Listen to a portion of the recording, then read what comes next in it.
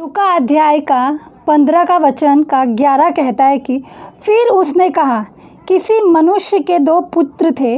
उनमें से छोटे ने पिता से कहा, हे पिता, संपत्ति में से जो भाग मेरा हो वह मुझे दे दीजिए।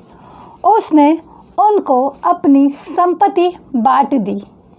छोटा पुत्र सब कुछ इकट्ठा करके दूर देश को चला गया और वहाँ कुकर में अपनी संपत्ति उड़ा दी। जब वह सब कुछ खर्च कर चुका तो उस देश में बड़ा अकाल पड़ा और वह कंगाल हो गया। इसलिए वह उस देश के निवासियों में से एक के यहाँ जा पड़ा।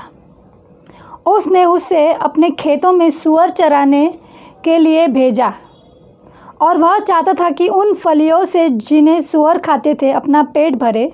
और वह चाहता था कि उन फलियों से जिन्हें सूअर खाते थे अपना पेट भरे, और उसे कोई कुछ नहीं देता था। जब वह अपने आप में आया तब कहने लगा, मेरे पिता के कितने ही मजदूर के भोजन से अधिक रोटी मिलती है और मैं यहाँ भूखा मर रहा हूँ। मैं अब उठकर अपने पिता के पास जाऊँगा और उससे कहूँगा कि पिताजी, मैंने स्वर्ग के विरोध में और तेरी दृष्टि में पाप किया है। अब इस योग्य नहीं रहा कि तेरा पुत्र कहलाऊं।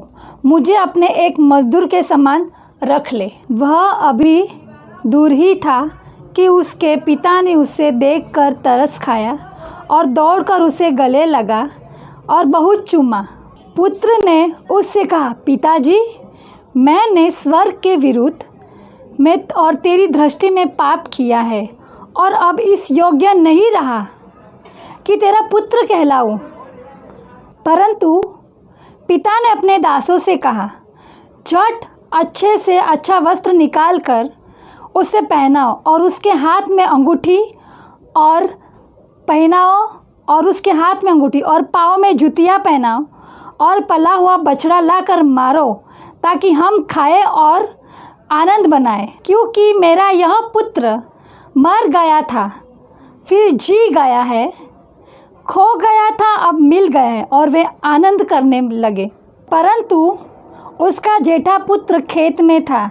जब वह आते हुए घर के निकट पहुंचा तो उसने गाने बजाने और नाचने का शब्द सुना। उसने एक दास को बुलाकर पूछा, यह क्या हो रहा है? उसने उसे कहा, तेरा भाई आया है और तेरे पिता ने पला हुआ बछड़ा कटवाया है, इसलिए कि उसे भला चंगा पाया है। यह सुनकर वह क्रोध से भर गया और भीतर जाना न चाहा।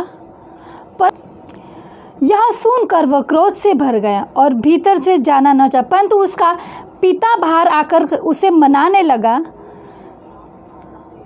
उसने पिता को उत्तर दिया, देख, मैं इतने वर्ष से तेरी सेवा कर रहा हूँ और कभी भी तेरी आज्ञा नहीं टाली, तो भी तूने मुझे कभी एक बकरी का बच्चा भी न दिया कि मैं अपने मित्रों के साथ आनंद करता।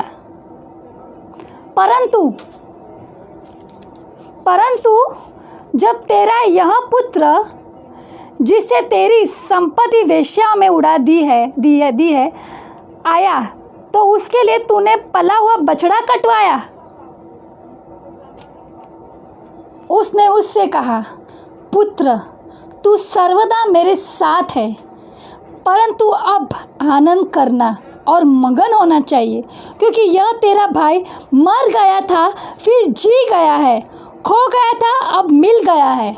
जय मसीह की। जितने भी भाई बहन यह मेरे साथ जुड़े हैं, हम लोग छोटा सा इस ड्रामा को जो हमने यहाँ पे जो देखा और देख रहे हैं, उसके लिए मैं धन्यवाद करती हूँ। जितने भी हमने यहाँ बच्चे लोग के लेकर ड्रामा किया है, ताकि वो वचन के द्वारा और वचन को समझ सके, इसीलिए ताकि वचन के द्वारा समझ सके और लोगों तक पहुँच सके कि एक उड़ाऊ पुत्र का मतलब एक सारा चीज़ को लुटाता है, फिर से वो अपने आप में समझता है कि मैंने बहुत गलती किया और मैं भटक गया गया था और वापस आता है। तो ये एक राजा को बढ़ाने के लिए है, ताकि हम प्रभु के पास आए और प्रभु का वचन को समझे, और जैसे हम लोग पहले थे वैसा ना रहे, और इस वचन के द्वारा सब कोई को इस ड्रामा के द्वारा वचन को समझे और आशीष मिले। जैसे यहाँ पे पढ़ा और उसको हमने समझाने की कोशिश किया। धन्यवाद आप लोग